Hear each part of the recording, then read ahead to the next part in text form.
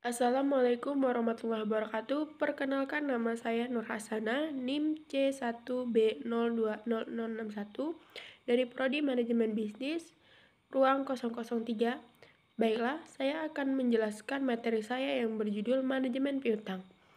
1. Pengertian manajemen piutang ialah salah satu unsur dari aktiva lancar dalam neraca perusahaan yang timbul akibat adanya penjualan barang, jasa atau pemberian kredit terhadap debitur yang pembayaran pada umumnya diberikan dalam tempo 30 hari sampai dengan 90 hari dalam arti luas.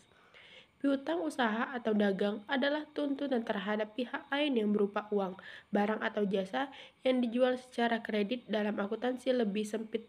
Pengertiannya yaitu untuk memajukan tuntunan pada pihak luar perusahaan yang diharapkan akan diselesaikan dengan penerimaan sejumlah uang tunai. Manajemen piutang adalah praktik atau sistem yang dibuat oleh perusahaan melalui proses perencanaan, pengawasan, pengadilan yang uang ditagih kepada pihak yang meminjam. Tagihan kepada pihak lain yang dimaksud adalah tagihan perorangan maupun perusahaan atau setiap aktiva atau set perusahaan yang timbul dari transaksi kredit. Contoh sumber piutang yang lazim terjadi adalah pinjam karyawan, penjualan kredit, atau restitusi pajak. Selanjutnya, jenis piutang, yaitu A. Piutang usaha dagang. Piutang usaha adalah hak klaim dari perusahaan terhadap individu maupun perusahaan lain. Dengan hak klaim ini, perusahaan dalam penuntutan untuk membayar baik dalam bentuk kas, barang dan jasa kepada individu atau perusahaan yang berpiutang tersebut. B. Piutang wesel. Piutang ini terjadi karena adanya transaksi penjualan secara kredit dan pemberian pinjaman uang kepada individu atau perusahaan dengan menerbitkan suatu utang formal.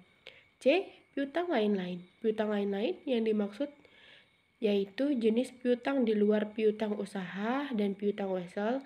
Piutang lain-lain ini meliputkan piutang bunga, piutang pajak, piutang dari karyawan perusahaan.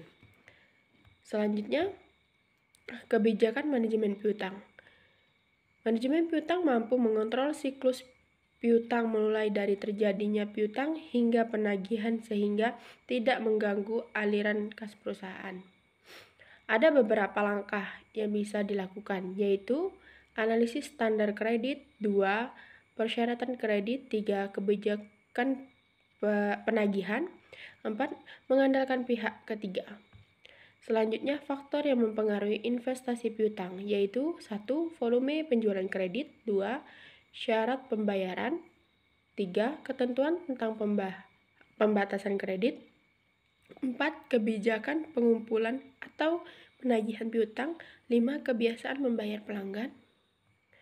Dan selanjutnya, biaya yang timbul akibat adanya piutang. Yang pertama, biaya penghapus piutang, yaitu biaya penghapus piutang atau piutang ragu-ragu, bad debt, resiko terhadap tidak tertagihnya sejumlah tentu dari piutang akan dimasukkan sebagai biaya bad debt atau piutang ragu-ragu yang nantinya akan diadakan penghapusan piutang. Oleh karena itu, perlu diperhitungkan pada setiap periode.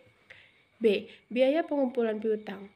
Adanya piutang, maka timbullah kegiatan penagihan piutang yang akan mengeluarkan biaya disebut sebagai biaya pengumpulan piutang. C. Biaya administrasi. Terhadap piutang diperlukan kegiatan administrasi yang akan mengeluarkan biaya. D. Biaya sumber dana. Dengan terjadinya piutang, maka diperlukan dana dari dalam maupun dari luar perusahaan untuk berjaga-jaga. Dana tersebut diperlukan biaya untuk sumber dana. Baiklah, mungkin hanya itu yang dapat saya sampaikan. Kurang dan lebihnya saya mohon maaf. Saya akhiri. Wassalamualaikum warahmatullahi wabarakatuh.